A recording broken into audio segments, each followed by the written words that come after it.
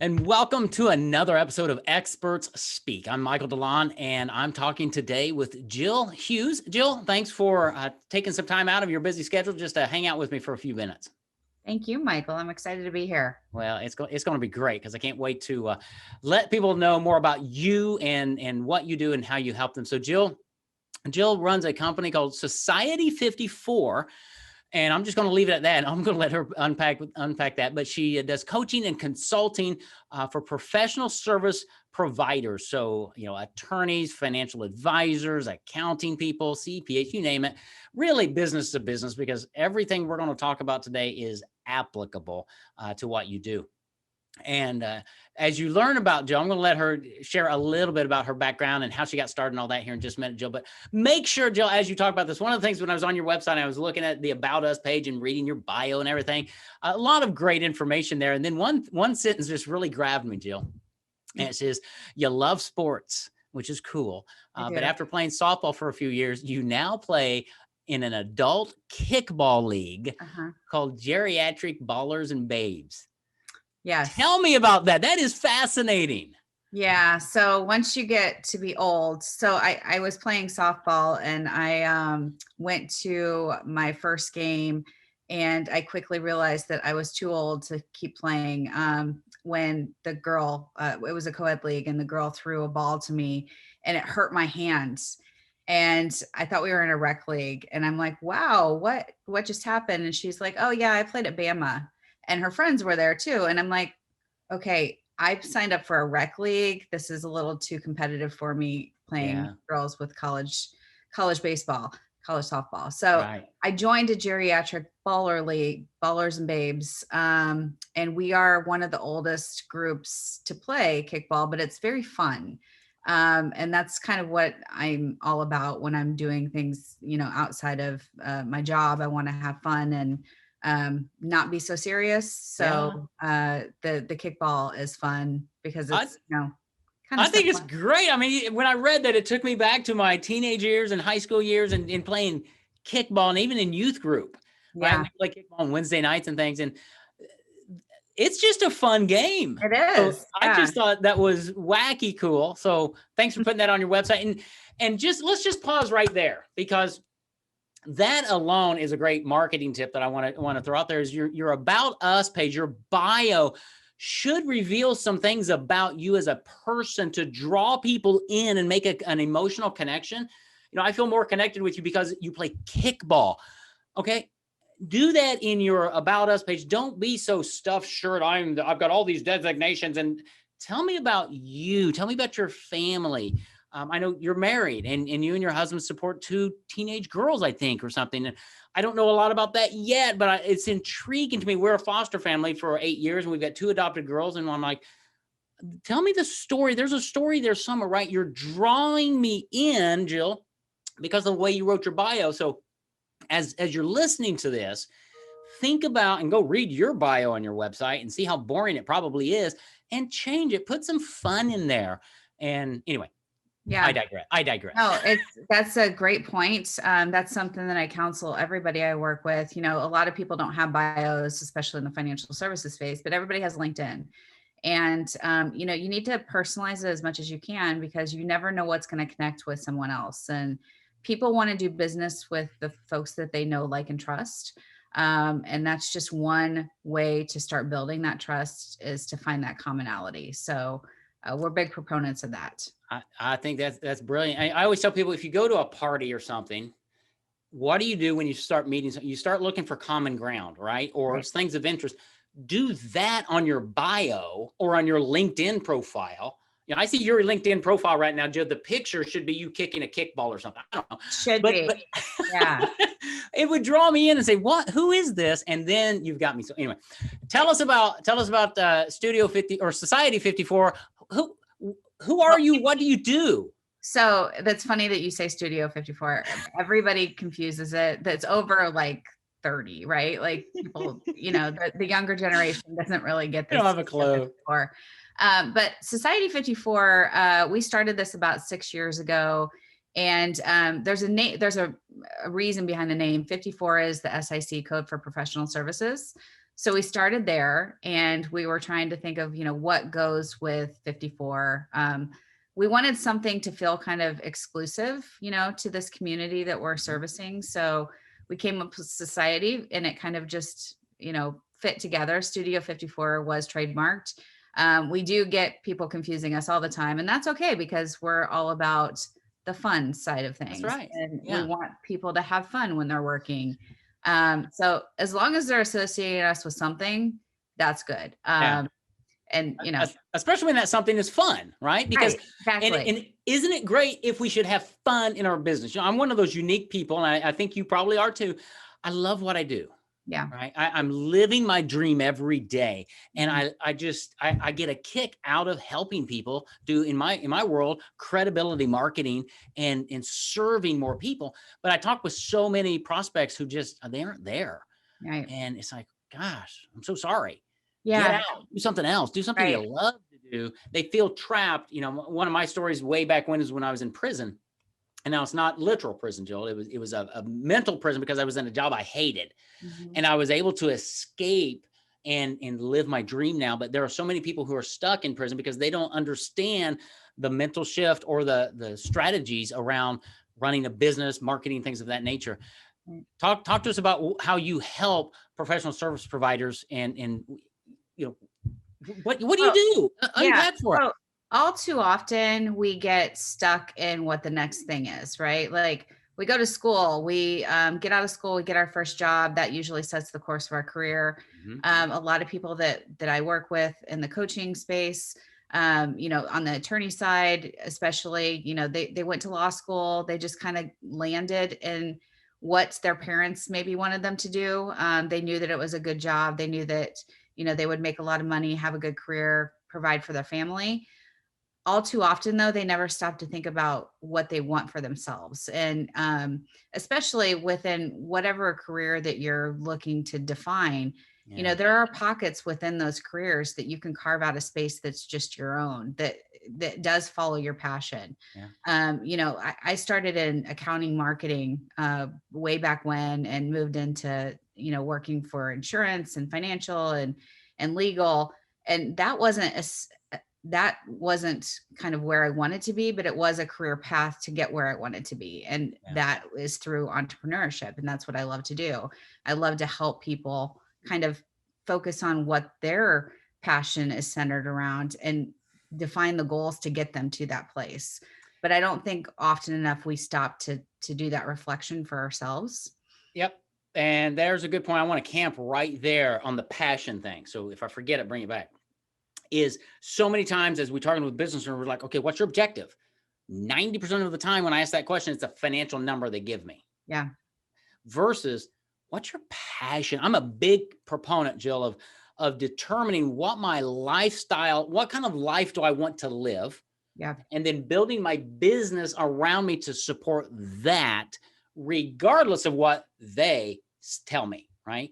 Right. And I'm in a lot of mastermind groups with wealthy people, and they're drivers, which is great. Nothing wrong with that. I'm just not. Yeah. I don't have to have an 8-figure business, right? I'm not opposed to that, but that's not my driving force. I want to spend time with my family. I want days off. I want to enjoy life while I have it, because I know too many people. A dear friend of mine just passed away of a massive heart attack. He was 63, worked at his company for 40 years, was thinking about retirement in the next year, 2 years, 5 years. I sure hope he loved living life, right? Yeah. And so I encourage people to live your passions. Tony Robbins, isn't that what he used to say? Live with passion. Yeah. That's what we're supposed to do. And you help people do that. That's cool. So anyway, Well, that's what it is. I mean, we're not guaranteed tomorrow. None of us are. So you have to enjoy the life that you're living now, and to, I hear it a lot. I was just talking to one of my friends that I do coaching with, and she was talking about her husband and how he has 7 more years doing something that he doesn't want to do, so he can hit tenure and retire. And I said, 7 years is a long time, it's just, you keep waiting for that next thing to come, and you may not be here to see that. So. And my question is why? So there's a guy in one of my Bible studies. He's a teacher now. And the reason he's a teacher is for the insurance and the retirement. That's it. He hates his job. Mm-hmm. and he's got another 6 or 7 years before he can get there. And I'm like, that's prison. That's solitary confinement. That's terrible. But there are so many people, even entrepreneurs, even attorneys and financial advisors, who are right there. They're working for the almighty dollar, thinking that's going to make them happy, and it doesn't. Right. You're just going to want more. So that's the thing that happens. And I've seen this happen a lot, where you live to your means and then you get stuck even further, right? Because you're living a life that can't support your passion, because you're stuck with, what the monetary needs are for your family, and you've built this life around what that looks like versus, really kind of chasing where your dreams lie. Yeah.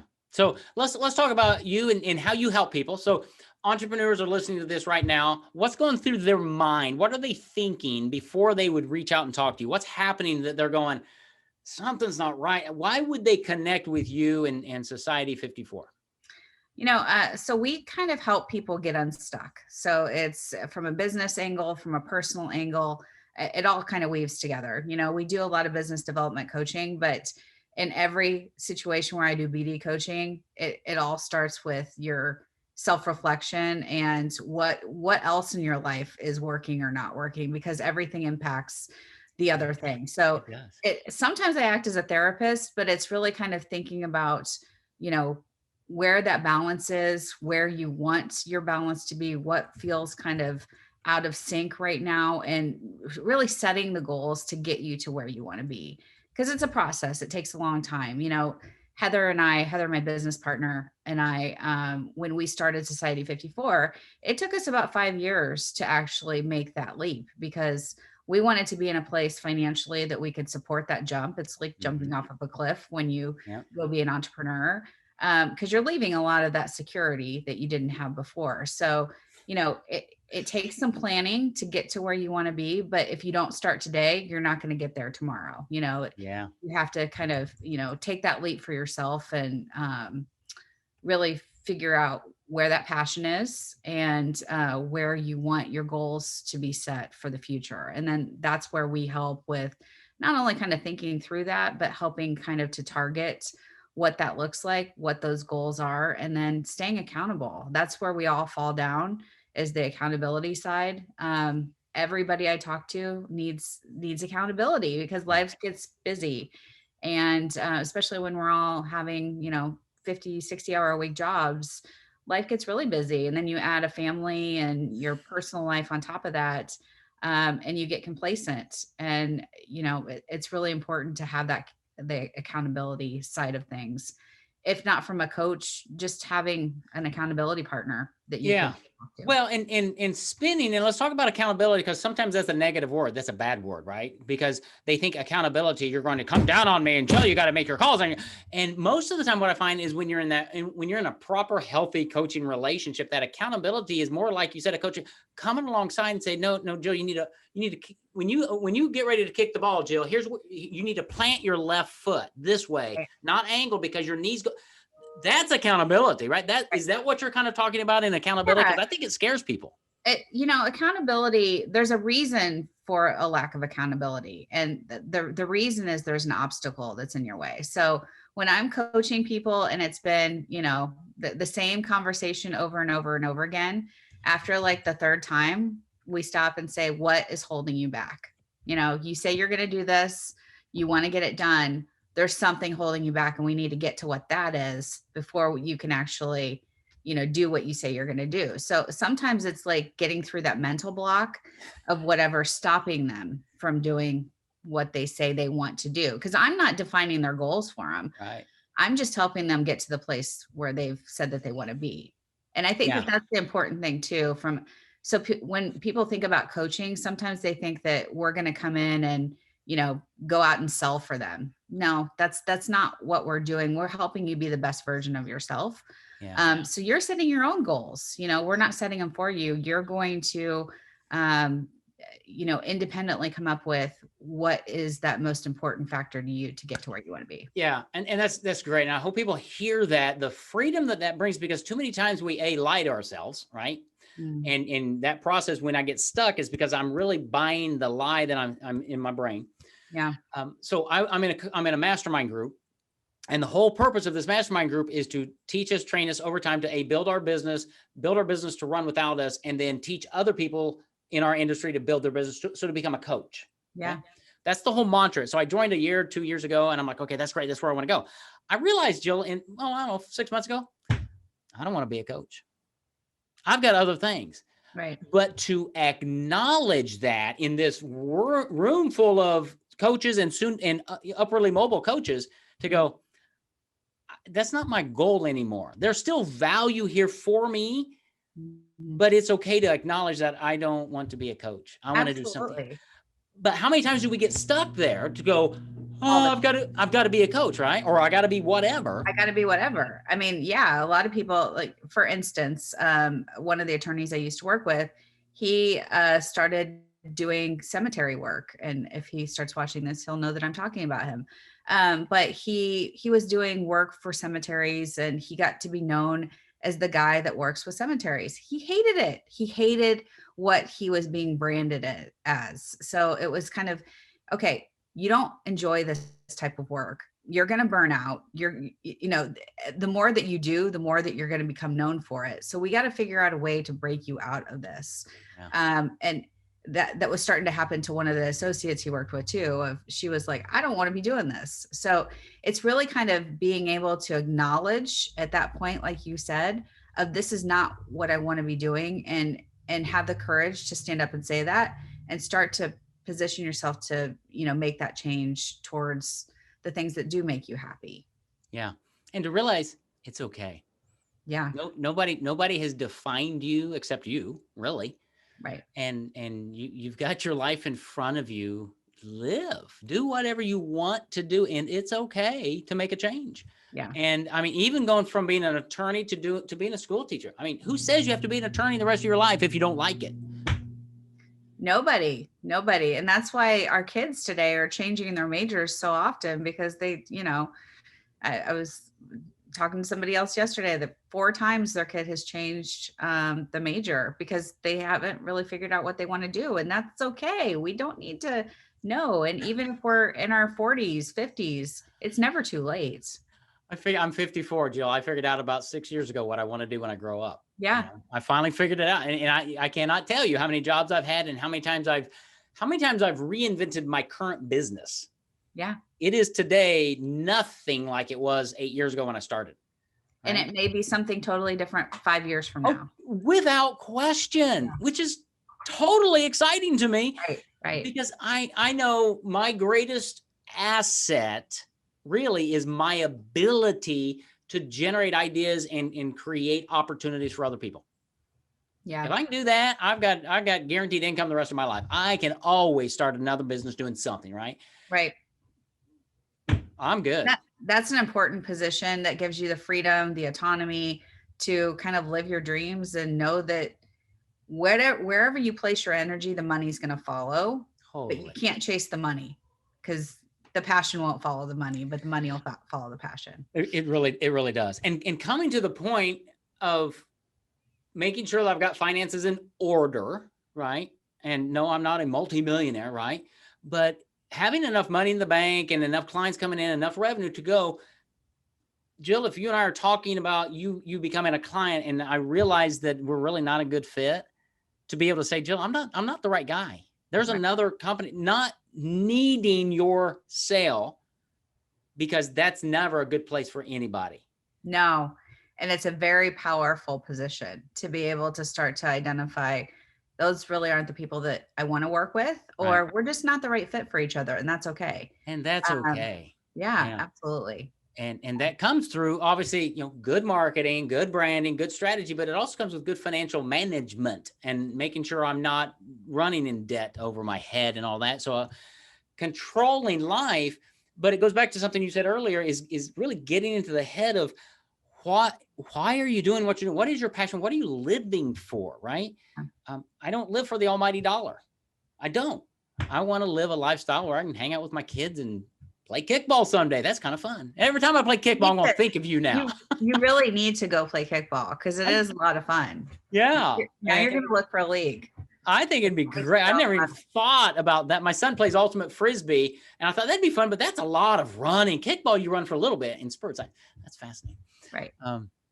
So what are some steps, or do you have any resources that people could connect with you if they're just even hearing this going, yeah, the more I think about it, I mean, my job's okay. It's all right. And I've got 15 more years before retirement, but maybe there's something else. I don't know. Do you have, how can somebody connect with you? I mean, what? Well, I'm always up for a conversation.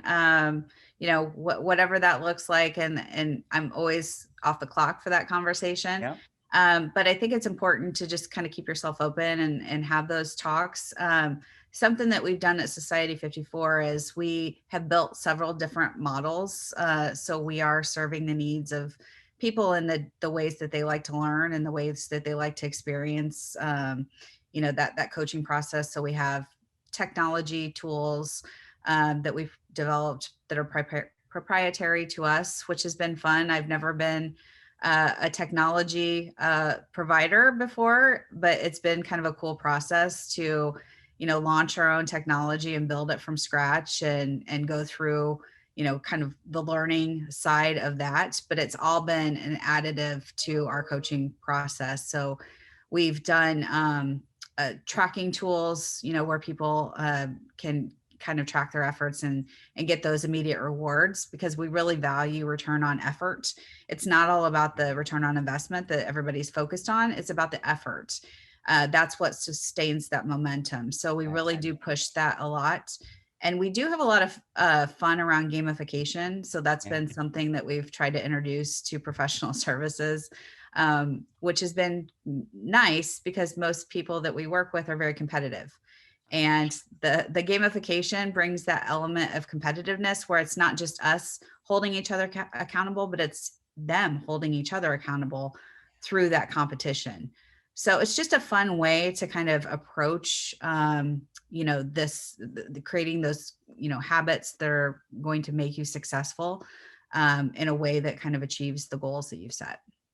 Interesting. And so to find you, do they just go to society54.com? Society54, yep, society54.com.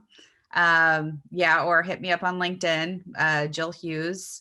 But again, always happy to have a conversation around, helping others achieve their goals and, find that passion. And so let me shoot the elephant that's in the room right now. As people think about coaching, some people, different coaches do things differently, right?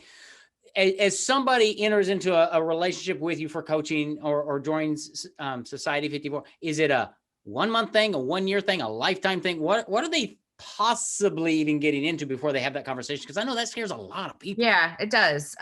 So, we have different frequencies, but to create new habits, it takes, 3 to 6 months to do that. So coaching programs last usually in the 4 to 6 month time frame. Some do yearly.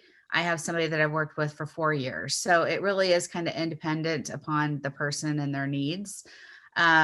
What the first thing that we do with everybody that we coach is do a DISC assessment. I don't know if you know what DISC is. I totally do. Changed our marriage, really.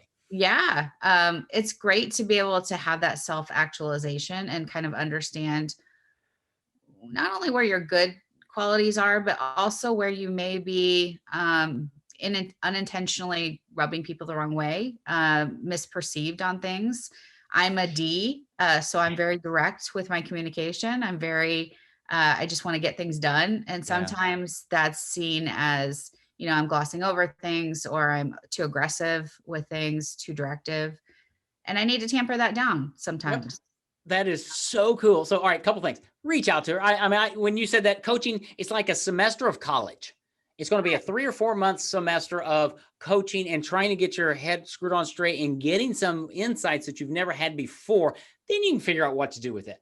The DISC profile, let me share this with you because it plays into business and marketing. My wife and I were at a marriage conference, and then they had a breakout session for the DISC profile. This was years ago. We figured out through that, my wife is a high C. I'm a high S, which means she can organize anything. Yeah. I can't organize a thing, Jill, but I'm systematic. I can keep things in order. So I can tell you, Jill, where the mustard is in our refrigerator because Jill's organized it and it lives right there. And I can keep that system up. She's done that all around our house. And what it did is it took us from fighting to being together when I realized that. In business, as entrepreneurs, many times we are trying to do something that we're really not equipped to do, marketing or accounting. And we're like, oh, I don't want to reconcile the invoices this month. Well, then don't. Right. Hire somebody to do it for you and do what you're good at. Jill, you don't know this about me. I'm only good at 4 things.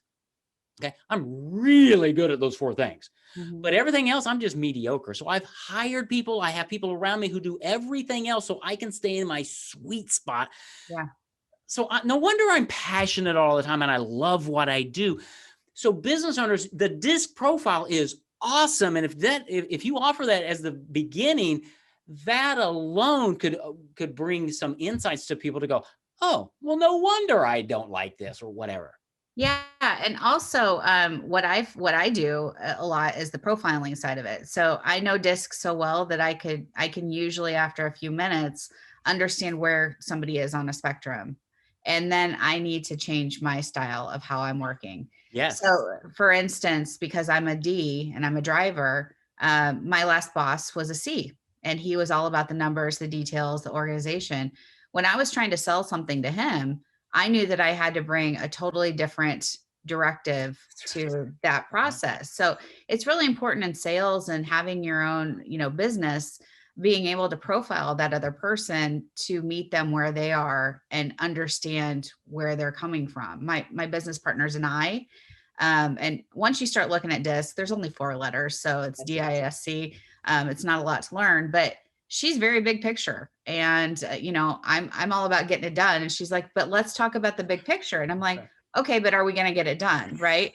So it's understanding those different styles and how we all work together best and bring those strengths out of each other, and let our weaknesses be handled by somebody else, like you said. Finding other people to handle the parts of your job or your life that aren't pleasurable and aren't kind of driving you to that next stage. Let somebody else do it that does love doing that stuff. Because my return on effort when it comes to bookkeeping is really low. Yeah. My wife excels at it. So now she takes care of all of our bill paying and I don't even see it anymore. That's awesome. So that's why working with Jill and having a conversation with her, just have a conversation with her, reach out to her at society54.com, find her on LinkedIn, Jill Huse, it's Huse. That's going to be in the show notes, pronounced Hughes. But reach out to her, see how she can help you get unstuck and maybe do a semester of coaching with her. Just just connect with her because what she brings to the table is really, really valuable. And we all need it at some level. And so, I just read an email post, Jill, from a friend of mine, and the subject line was something you should never say I'm sorry for. And his email was talking about on his coaching calls, people say, well, I'm sorry, I've got one more question. And he related that to in his high school days, going to the guidance counselor. Nobody ever wanted to go. His kids now go to the same school, but they've changed everything. And the principal said, oh no, guidance counselors are for the smart kids. They're the ones who ask the questions because they want to learn. Same thing here. Ask the questions. Reach out to Jill. You're not dumb. You're smart when you reach out to a coach. We all need coaches. I've got 3 or 4 of them in my business and life. We all need them. And I think Jill would be a great one to reach out to. So, yeah, well, you're welcome. I appreciate it. And I love the semester idea. I'm going to take that. You can run with that. Yeah. Because we all get college semesters and all that. So I think that would work really well. And then you could gamify it and get them certificates and degrees and diplomas and all kinds of things, Jill. I mean, gosh, it's built in. Yeah. So great. Jill Huse, society54.com, LinkedIn, go find her. Everything's in the show notes. Thanks, Jill, for being here. It's been fun. It has. Thank you so much. You are welcome. You go have a great rest of your week, okay? You too. Thanks.